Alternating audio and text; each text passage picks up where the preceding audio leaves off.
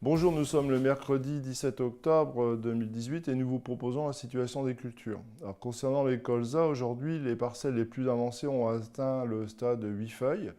Malgré tout, on a encore des parcelles qui sont en cours de levée et même des parcelles dans le centre du département qui probablement ne lèveront jamais. Aujourd'hui, les stades sont très irréguliers. On a plutôt des beaux colzas dans le nord du département, Saint-Quentinois, Chaunois et Thiérache. Dans le sud de l'Aisne, Soissonnais, région de Neuilly-Saint-Front, Tardenois, les parcelles sont très irrégulières, voire pas du tout levées.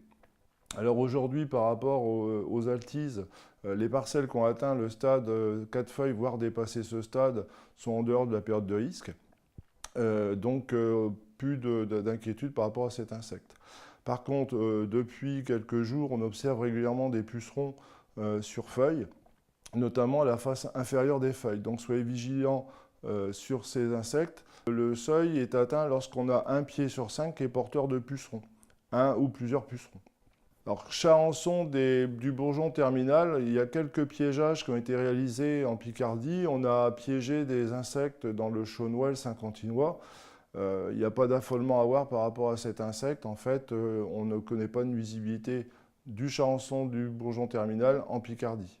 Au niveau des céréales, les parcelles les plus avancées sont maintenant au stade de feuilles.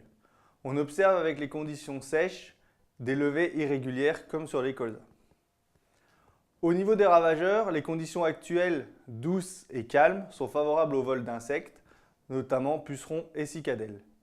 En ce qui concerne les pucerons, avec les récoltes précoces des maïs, on les observe pour le moment très fréquemment sur les repousses de céréales et donc ils vont à terme coloniser les parcelles de céréales.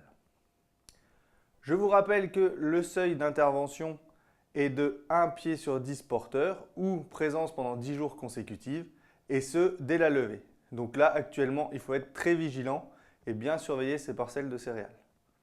Au niveau du désherbage, il faut profiter de l'humidité du sol juste après le semis pour réaliser les désherbages de post-semis prélevés.